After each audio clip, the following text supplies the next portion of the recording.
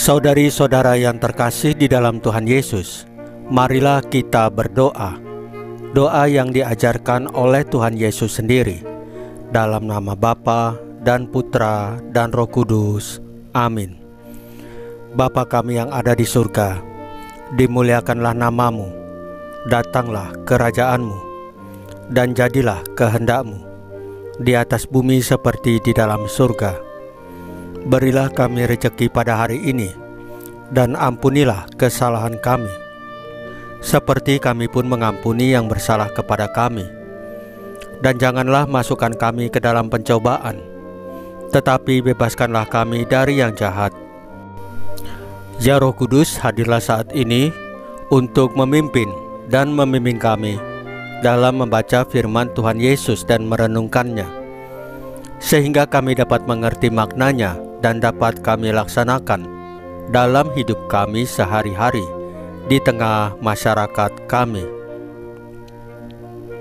Pembacaan Injil Matius bab 9 ayat 9 sampai dengan ayat 13. Kasih tanpa batas. Pada suatu hari, Yesus melihat seorang bernama Matius duduk di rumah cukai. Yesus berkata kepadanya, "Ikutlah aku." Maka berdirilah Matius, lalu mengikuti dia. Kemudian, ketika Yesus makan di rumah Matius, datanglah banyak pemungut cukai dan orang berdosa, makan bersama-sama dengan dia dan murid-muridnya. Melihat itu, berkatalah orang-orang Farisi kepada murid-murid Yesus, "Mengapa gurumu makan bersama dengan pemungut cukai dan orang berdosa?" Yesus mendengar dan berkata, "Bukan orang sehat yang memerlukan tabib, melainkan orang sakit. Maka pergilah dan pelajarilah arti firman ini.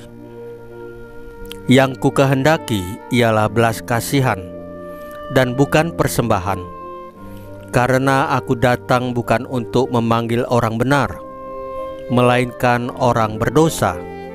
Demikianlah sabda Tuhan. Terpujilah Kristus.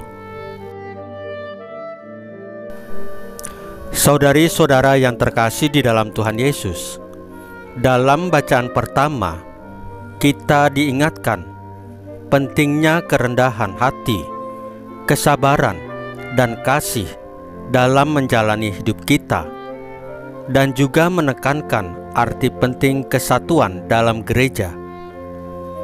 Sebagai umat Katolik, kita dipanggil untuk memberikan kasih Kristus dalam segala tindakan kita, bukannya bertindak atas nama kepentingan diri sendiri, tetapi harus menghadirkan cinta Tuhan Yesus kepada dunia lewat kerendahan hati dan kesabaran. Panggilan kita adalah untuk melayani dan membangun kerajaan Tuhan dengan menggunakan berbagai karunia yang telah diberikan oleh Tuhan. Kita harus menghargai keunikan masing-masing dan memelihara kesatuan.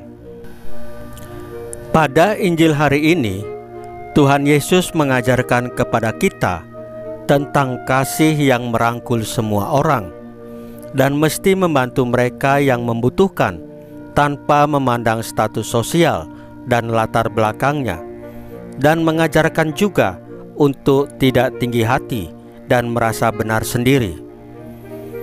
Saudari-saudara yang terkasih di dalam Tuhan Yesus, marilah kita berdoa.